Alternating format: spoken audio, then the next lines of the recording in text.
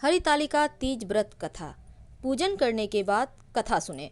सूत जी कहते हैं, मंदार की माला से जिन पार्वती जी का केश पास अलंकृत है और मुंडों की माला से जिन शिव जी की जटा अलंकृत है, जो पार्वती जी दिव्य वस्त्र धारण की हैं और जो शिव जी दिगंबर हैं, ऐसी श्री पार्वती जी तथा श्री शिव जी को प्रणाम करती हूँ। रमणीक कैलाश पर्वत के शिखर पर बैठी हुई माँ पार्वती कहती हैं, हे महेश्वर, हमें कोई गुप्त व्रत और पूजन बतलाइए जो सब धर्मों से सरल हो, जिसमें परिश्रम भी कम करना पड़े लेकिन फल अधिक मिले।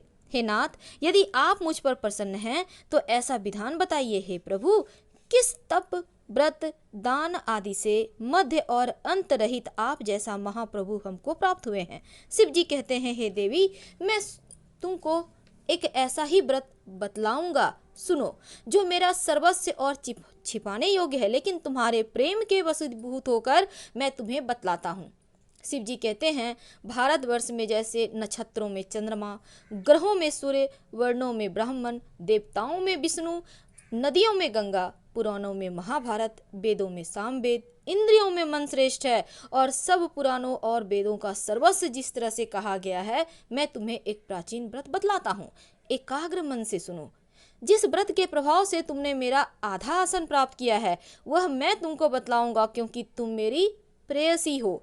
भाद्रपद मास में हस्त नक्षत्र से युक्त शुक्ल पक्ष की तृतीया तिथि को उसका अनुष्ठान मात्र करने से स्त्रियां सब पापों से मुक्त हो जाती है। हे देवी, तुमने आज से बहुत दिनों पहले हिमालय पर्वत पर इस व्रत को किया था, यह वृतांत मैं तुमसे कहूँगा। पार्वती जी ने पूछा, हे नाथ, मैंने क्यों यह व्रत किया था और यह सब आपके मुख से सुनना चाहती हूँ।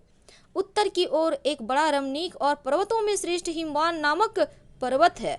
उसके आसपास तरह तरह की भूमियां हैं, तरह तरह के वृक्ष उस पर लगे हुए हैं, नाना प्रकार के पक्षी, अनेक प्रकार के पशु उस पर निवास करते हैं। वहां पहुंचकर गंधर्वों के साथ बहुत से देवता, सिद्ध, चारण, पक्षीगण सर्वदा प्रसन्न मन से विचरते हैं। वहां पहुंचकर गंधर्व गाते हैं, अप्सराएं नाचती हैं। उस पर्वतराज के कितने ही शिखर ऐसे हैं जिसमें स्फटिक, रत्न, वैदूर्य मणि आदि की खानें भरी हैं। यह पर्वत ऊंचा तो इतना अधिक है कि मित्र के घर की तरह समझकर आकाश को स्पर्श किए रहता है। उसके समस्त शिखर सदैव हिम यानी बर्फ से आच्छादित रहते हैं और गंगा जल की ध्वनि सदा सुनाई देती रहती है। हे पार्वती, तुमने बाल्यकाल में उसी पर्वत पर तपस्या की थी। 12 वर्षों तक तुम उल्टी टंग कर केवल धुआं पीकर रही। 64 वर्षों तक सूखे पत्ते खाकर रही। माघ मास में तुम भरी दोपहरिया में पंचाग्नि तापती और जल में श्रावण माह में बैठी रहती। श्रावण में जल बरसता तो तुम भूखी प्यासी रहकर मैदान में बैठती। तुम्हारे पिता इस तरह के कष्ट को सहन देखकर बड़े दुखी हुए। वे चिंता में पड़ गए कि मैं अपनी कन्या किसको दूं। उसी समय नारद जी आ गए और कहते हैं, नारायण नारायण। मुनि श्रेष्ठ नारद जी उस समय तुम्हें देखने गए थे। नारद जी को देखकर गिरि ने अर्ध, पाद्य, आसन आदि देखकर उनकी पूजा की और कहा कि हे स्वामिन, आप किस लिए आए हैं? मेरा अहोभाग्य है, आपका आगमन मेरे लिए अच्छा है। नारद जी कहते हैं, नारायण नारायण। हे पर्वतराज सुनो, मैं भगवान विष्णु का भेजा हुआ आपके पास आया हूँ। आपको चाहिए कि यह योग्य कन्या रत्न किसी योग्य वर को दें। भगवान विष्णु के समान योग्य वर ब्रह्मा, इंद्र, शिव जी इनमें से कोई नहीं है। इसलिए मैं यही कहूँगा कि आप अपनी कन्या भगवान विष्णु को ही देवें। हिमवान ने कहा, भगवान विष्णु स्वयं मेरी कन्या ले रहे हैं और आप यह संदेश लेकर आए हैं, तो मैं उन्हें अपनी कन्या दूंगा। अब हिमवान की इतनी बात सुनकर मुनिराज नारद आकाश में विलीन हो गए। वे पीताम्बर, शंख, चक्र और गदाधारी भगवान विष्णु के पास पहुंचे। वहां हाथ जोड़कर नारद जी ने भगवान विष्णु से कहा, हे देव, सुनिए, मैंने आपका विवाह पक्का करा दिया। उधर हिमवान ने पार्वती जी के पास जाकर कहा, हे पुत्री, मैंने तुम्हें भगवान विष्णु को दे डाली। अब पिता की बात सुनकर तुम बिना उत्तर दिए अपने सखी के घर चली गई। वहीं जमीन पर पड़कर तुम बड़ी दुखी हुई विलाप करने लगी और तुमको इस प्रकार विलाप करती हुई देखकर सखी कहती हैं, तुम क्यों इतनी दुखी हो? इसका कारण तो बतलाओ। तुम्हारी जो कुछ इच्छा होगी मैं यथाशक्ति उसको पूरा करने की चेष्टा करूंगी। इसमें कोई संशय नहीं है। अब पार्वती जी कहती हैं, मेरी जो कुछ अभिलाषा है उसे तुम यत्न पूर्वक सुनो। मैं एकमात्र शिव जी को अपना पति बनाना चाहती हूँ, इसमें कुछ भी संशय नहीं है। मेरे इस विचार को पिताजी ने ठुकरा दिया। इससे मैं अपने शरीर को त्याग दूंगी।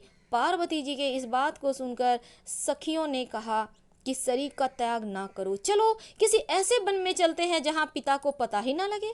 अब ऐसी सलाह कर तुम जैसे ही वन में पहुंच गई, वैसे वन में, और इधर पिता तुम्हारे घर घर तुम्हें खोजने लगे, दूतों द्वारा भी खबर लेने लगे, कौन देवता या किन्नर मेरी पुत्री को हर ले गया है। उन्होंने मन ही मन कहा, मैं नारद जी के आगे प्रतिज्ञा कर चुका हूँ, मैं अपनी पुत्री भगवान विष्णु को दूंगा। ऐसा सोचते सोचते हिमवान मूर्छित हो गए। अब गिरिराज को मूर्छित देखकर सब लोग हाहाकार करते हुए दौड़े। जब होश हुआ तो सब लोग पूछने लगे, गिरिराज अपनी मूर्छा का कारण तो बतलाइए। तब हिमवान कहते हैं, आप लोग मेरे दुख का कारण सुने। न मालूम कौन मेरी कन्या को हर ले गया है। ऐसा नहीं हुआ तो उसे किसी काले सांप ने काट लिया है या सिंह खा गए होंगे। हाय हाय, मेरी बेटी कहाँ गई? किसी दुष्ट ने मेरी पुत्री को मार डाला। ऐसा कहकर वे वायु के झोंके से कांपते हुए वृक्ष के समान कांपने लगे। इसके बाद हिमराज तुम्हें बन बन खोजने लगे। वह वन भी सिंह, भालू, हिंसक जानवरों से भरा हुआ था और भयानक भी हो रहा था।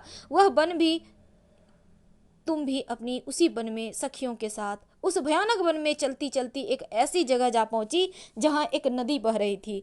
उसके रमणीय तट पर एक बड़ा ही सुंदर बड़ी सी कंदरा थी। तुमने उसी कंदरा में आश्रम बना लिया और मेरी एक बालुकामयी प्रतिमा बनाकर अपनी सखियों के साथ जब भाद्रपद शुक्ल पक्ष की हस्तयुक्त तृतीया तिथि को प्राप्त हुई, तब तुमने मेरा विधिवत पूजन किया। रात भर जागकर गीत वाद्य आदि से मुझे प्रसन्न करने में बिताया। उस ब्रजराज के प्रभाव से व्रतराज के प्रभाव से मेरा आसन डगमगा उठा, जिससे मैं तत्काल उस स्थान पर जा पहुंचा जहां तुम अपनी सखियों के साथ रहती थी। वहां पहुंचकर मैंने तुमसे कहा कि मैं तुम पर प्रसन्न हूं, बोलो क्या चाहती हो। तुमने कहा, हे मेरे देवता, यदि आप मेरे ऊपर प्रसन्न हैं तो मेरे पति बने। मेरे तथास्तु कहकर कैलाश पर्वत पर वापस आने पर तुमने वह प्रतिमा नदी में प्रवाहित कर दी और सखियों के साथ उस महाव्रत का पारण किया। हिमवान भी तब तक उस वन में तुम्हें खोजते हुए आ पहुंचे और चारों दिशाओं में तुम्हारी खोज करते करते बड़े व्याकुल हो चुके थे, इसलिए तुम्हारे आश्रम के समीप पहुंचते ही गिर पड़े। थोड़ी देर बाद उन्होंने नदी के तट पर दो कन्याओं को सोते हुए देखा। देखते ही उन्होंने तुम्हें छाती से लगा लिया और बिलख कर रोने लगे। फिर पूछा, पुत्री, तुम सिंह, व्याघ्र आदि जंतुओं से भरे इस वन में क्यों आ पहुंची? पार्वती जी कहती हैं, हे पिताजी, मैंने पहले ही अपने आप को शिव जी के हाथों सौंप दिया था। आपने मेरी बात ही टाल दी, इसलिए मैं वहां से चली आई। हिमवान ने सांत्वना दी कि पुत्री, मैं तुम्हारी इच्छा के विरुद्ध कुछ नहीं करूंगा। वे तुम्हें अपने साथ घर ले आए और मेरे साथ तुम्हारा विवाह करवा दिया। इसी से तुमने मेरा अर्धासन पाया है। इस व्रत का नाम हरितालिका क्यों पड़ा?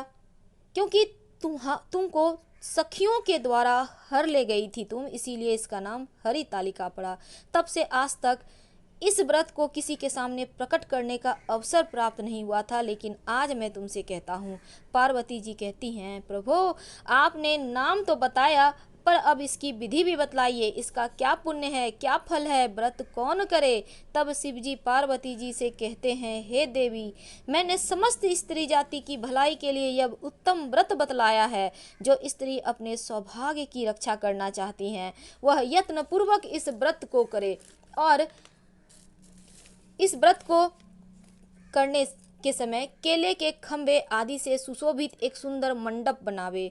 उसमें रंग बिरंगे रेशमी कपड़ों से चंदोबा लगाकर चंदन आदि सुगंधित द्रव्यों से वह मंडप लिपवावे। फिर शंख, भेरी, मृदंग आदि बजाते हुए बहुत से लोग एकत्रित होकर तरह तरह के मंगलाचार करते हुए उस मंडप में पार्वती और शिव जी की प्रतिमा स्थापित करे। उस रोज दिन भर उपवास कर बहुत से सुगंधित पुष्प सुगंध मनोहर धूप नाना प्रकार के नैवेद्य आदि एकत्रित कर मेरी पूजा करे और रात भर जागरण करे। ऊपर जो जो वस्तुएं गिनाई गई है इसके अतिरिक्त नारियल, सुपारी, जाम्बीरी, नींबू, लौंग, अनार, नारंगी आदि जो जो फल प्राप्त हो सके उन्हें इकट्ठा कर ले। उस ऋतु में जो फल फूल मिल सके विशेष रूप से रखे। इसके बाद धूप दीप आदि से पूजन कर प्रार्थना करे। हे शिवे, शिव रूपिणी, हे मंगले, सब अर्थों को देने वाली हे देवी, हे शिव रूपे आपको नमस्कार है। हे शिव रूपे आपको सदा के लिए नमस्कार है। हे ब्रह्म रूपिणी आपको नमस्कार है। हे जगदात्री आपको नमस्कार है। हे सिंहवाहिनी, संसार के भय से भयभीत मुझ दीन की रक्षा करें।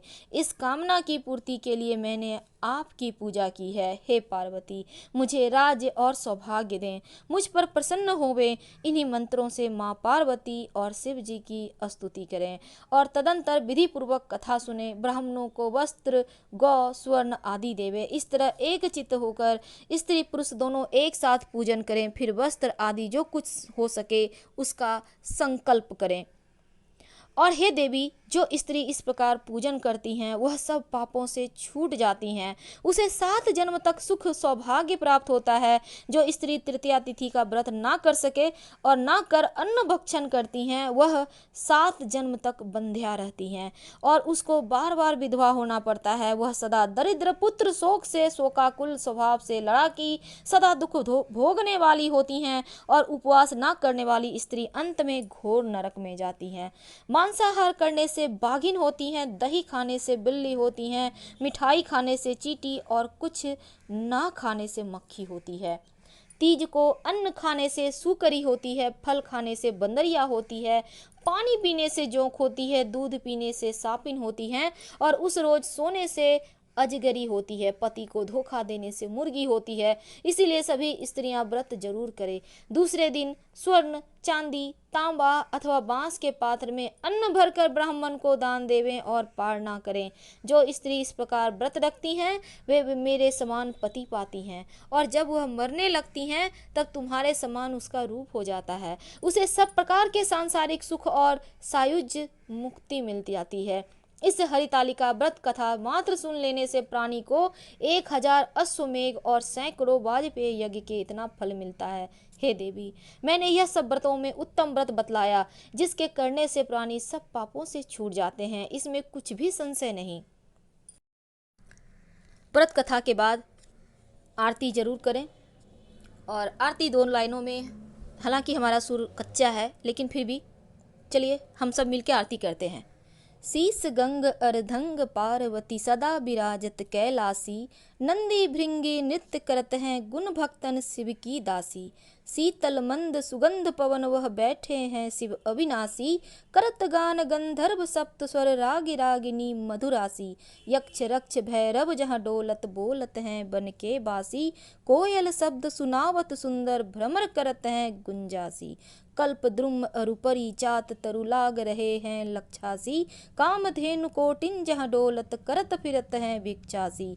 सूर्यकांत सम पर्वत शोभित चंद्रकांत सम हिमराशि, छहों तुरि तुनित फलत रहत हैं पुष्प चढ़त हैं बरसासी। देव मुनि जन की भीड़ पड़त है निगम रहत जो नित गासी, ब्रह्मा विष्णु जाको ध्यान धरत हैं कछु शिव हमको फरमासी। रिद्धि सिद्धि के दाता शंकर सदा आनंदित सुख राशि, जिनकी सुमिरन सेवा करते टूट जाए यम की फांसी। त्रिशूलधर जी को ध्यान निरंतर मन लगाए कर जोगासी, दूर करो विपदा शिव तनु की जन्म जन्म शिव पद पासी। कैलासी काशी के बासी अविनाशी मेरी सुध लीजो, सेवक जान सदा चरणन को अपनो जान कृपा कीजो। तुम तो प्रभु जी सदा दया में अवगुण मेरे सब ढकियो, सब अपराध क्षमा कर शंकर किंकर की विनती सुनियो। हर हर महादेव। फिलहाल हम आपसे विदा लेंगे। अगर पसंद आए तब लाइक कर सब्सक्राइब कीजिएगा। आपके कमेंट्स का इंतजार रहेगा। आपको ये हरितालिका तीज की व्रत कथा हमारा कहना कैसा लगा। हम फिर से मिलेंगे किसी नए टॉपिक के साथ। धन्यवाद।